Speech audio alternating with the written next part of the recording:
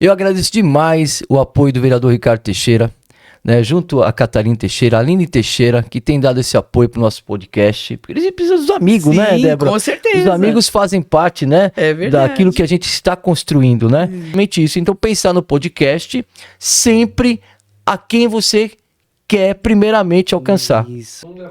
Eita, nós aqui para um podcast maravilhoso. Estou aqui com uma convidada muito bacana, amiga e também profissional do podcast, que é a Débora. Prazer. Tudo bem, Débora? É Débora Martins. Isso. Débora, eu quero ouvir de você, né, esse seu trabalho, o seu projeto, né, com o podcast, né, informar para as pessoas um pouquinho da sua história como profissional do podcast. Eu acho legal a gente poder passar para as pessoas, quem quer fazer um podcast, né, como que ela deve, né, dar os primeiros passos, que eu acho que é muito bacana a gente ter isso de você que tem toda essa experiência, essa bagagem. Que bom, Anselmo, prazer enorme estar aqui contigo. E é sempre muito bom compartilhar esse tipo de informação, principalmente com uma pessoa como você. Meteu as caras, criou o seu podcast, começou a convidar as pessoas. Sim. E eu acho que o primeiro passo é esse, a vontade de fazer. Porque hoje a gente vive num tempo onde a comunicação ela foi democratizada. Então, todo mundo tem acesso a um microfone, a uma câmera, verdade, né? Verdade. Então, as pessoas hoje, tá tudo muito fácil. E aí, essa facilidade toda, todo esse instrumento que está aí disponível a todos na nossa mão, deve ser usado de maneira adequada, com consciência e com qualidade. Isso é algo, assim, super importante da gente falar. É verdade. Porque tem uma questão que você coloca e a gente fala, é justamente a vontade. Eu acredito muito nessa vontade de gerar superação. Sim. Né? A vontade, às vezes você nem tem um dom, mas a vontade, ela supera esse dom. Por quê? Você vai atrás dos recursos, né? Exato. Né? Eu conheci pessoas, por exemplo, que no meio artístico, e ela tinha aquele desejo de cantar, né? E ela foi se aperfeiçoando, mas ela não tinha o dom.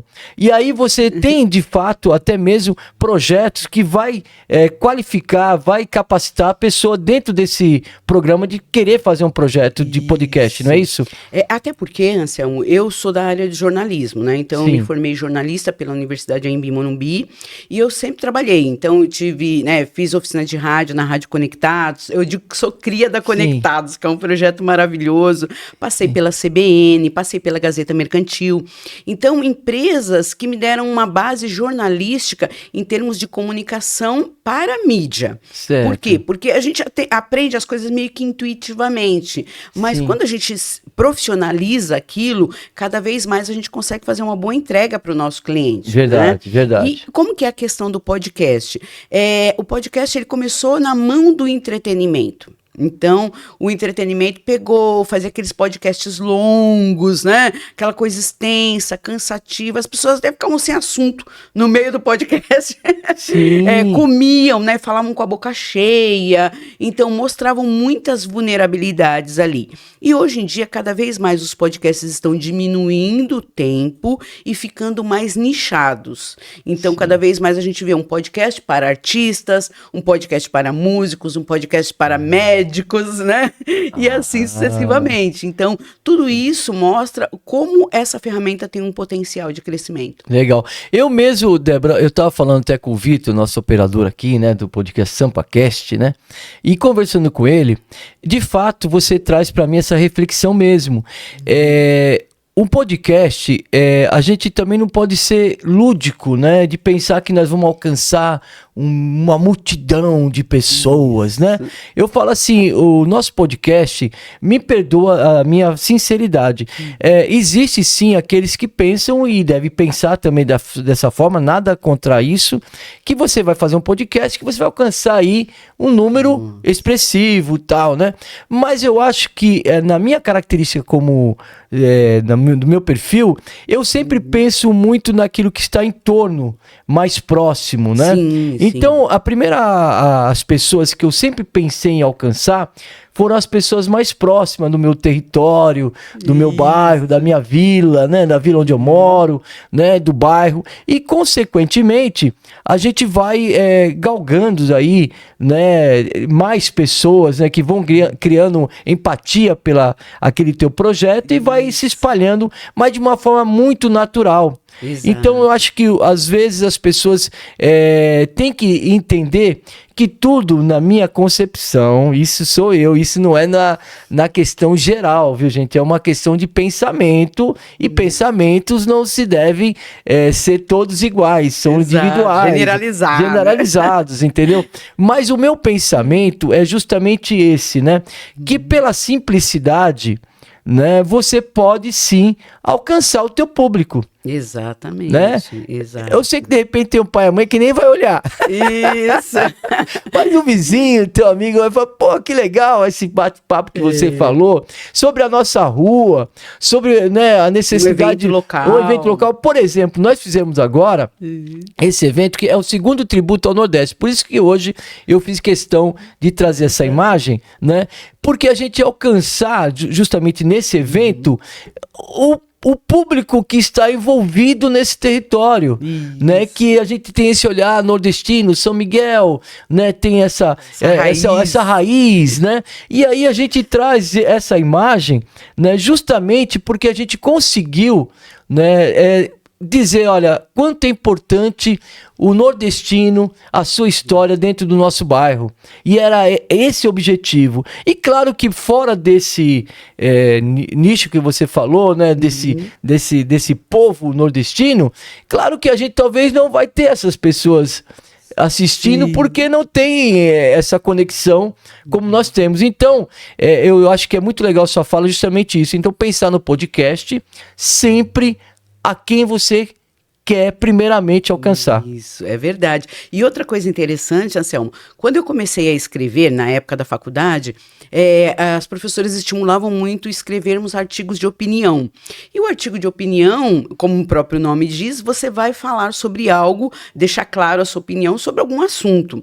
E a gente pensa que ninguém vai ler.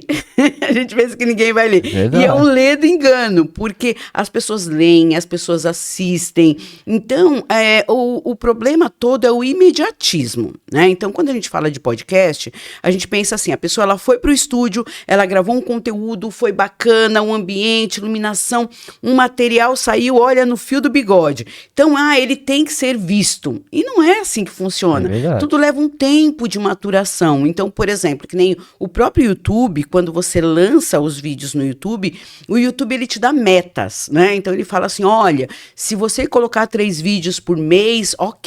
Se você atingir 1000 seguidores, a gente vai te gratificar, vai te dar os parabéns, você está no caminho para monetizar, mas você tem que ter 4.000 horas válidas de visualização. Então, e ele dá uma estimativa de tempo para você. Olha, com o seu conteúdo, com o seu perfil, você vai levar 1 ano para monetizar.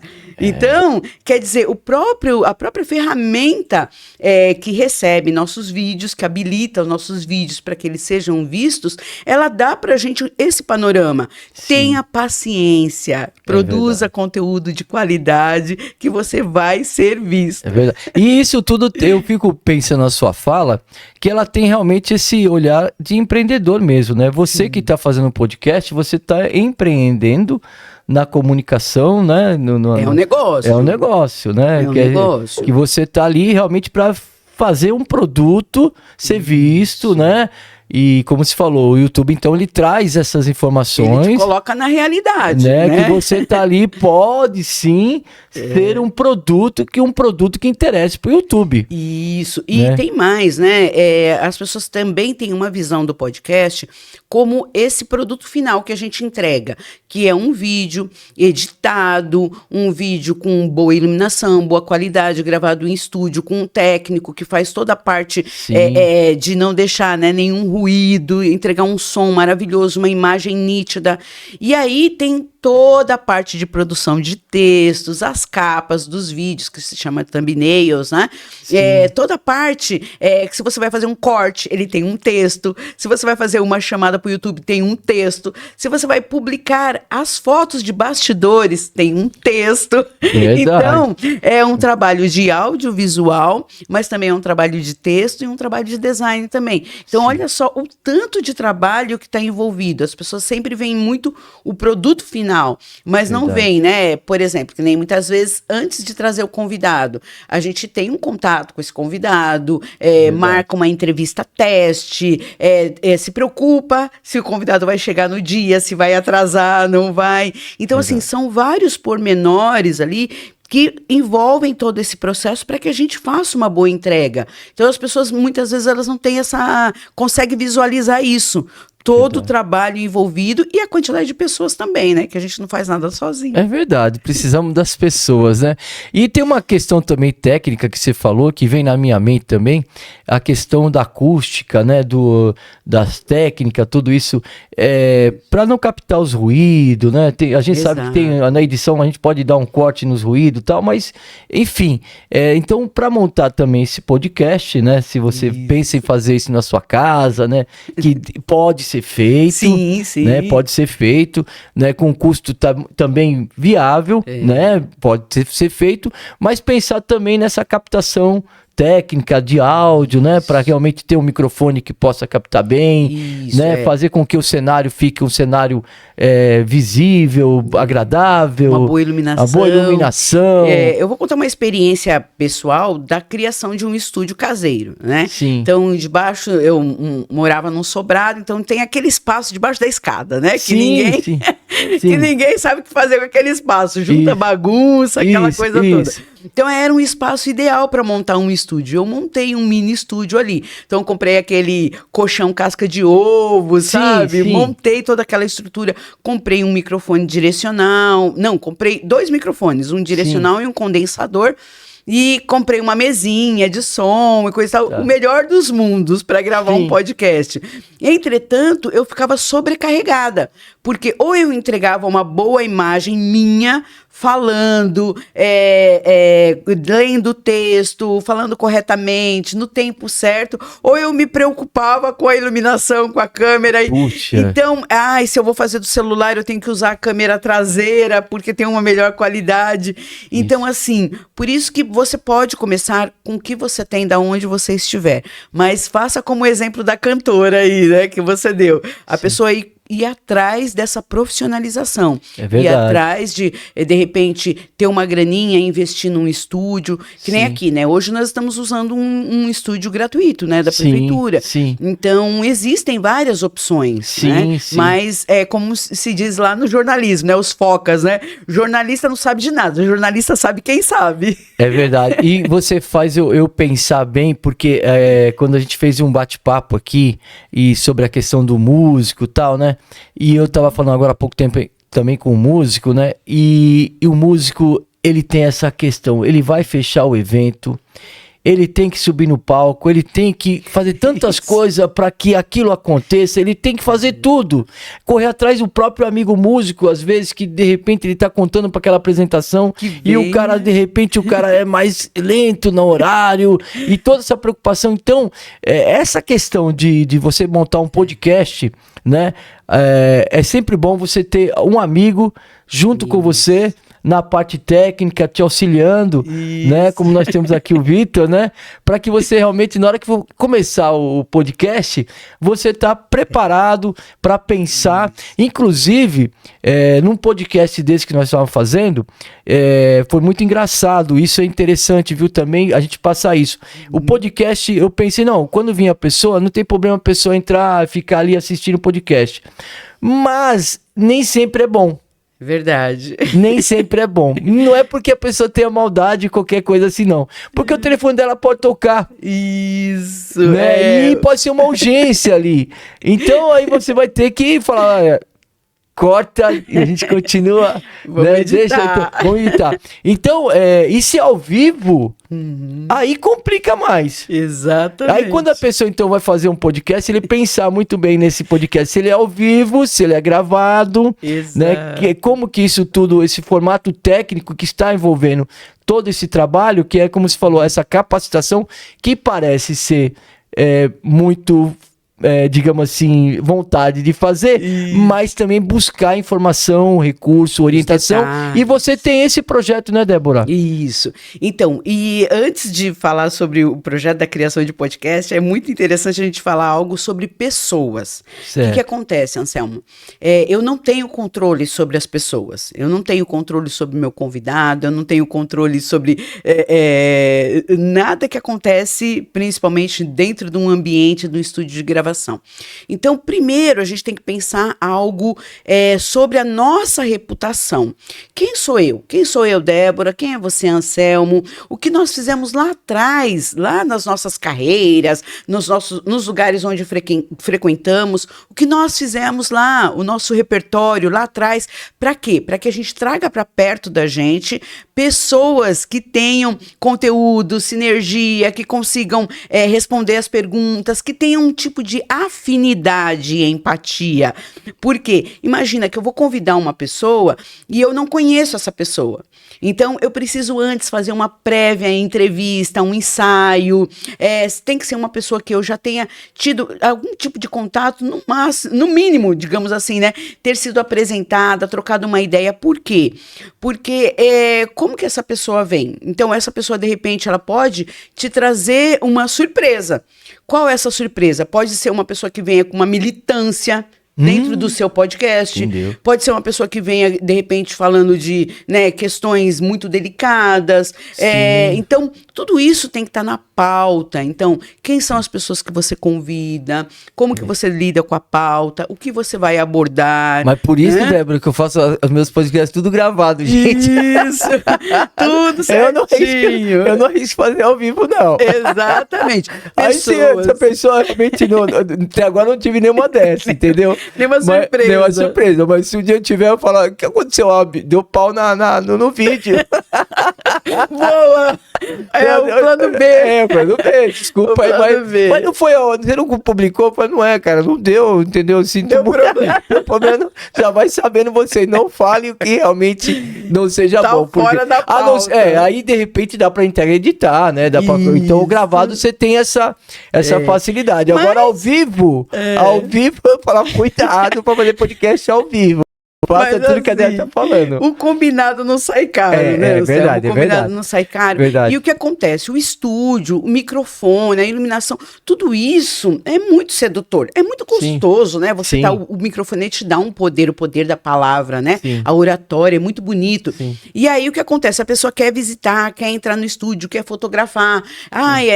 De repente a minha namorada que está participando do podcast, a minha esposa, meu marido, enfim. Sim. Então, deixa essa pessoa fotografar um pouquinho de bastidor e coisa e tal, mas não deixa ela permanecer dentro do estúdio, porque pode trazer também, como você falou, né, algumas inconveniências. E aí né? vai que vai. Mas, gente, olha, esse podcast foi um podcast um pouquinho assim, até meio rapidinho, Débora. Eu agradeço demais, sabe, a gente bater esse bate-papo com você, justamente para poder dizer que você tem esse podcast, né, que você passa muito essas informações, né, que você tem um profissionalismo, parabéns. Eu tô aprendendo com você, vou copiando, né, um pouquinho como tudo você faz, porque a gente também tem que olhar aquele que tá fazendo correto, aquele não é que tá copiar, fazendo... é se inspirar, né? Se inspirar, tal, né?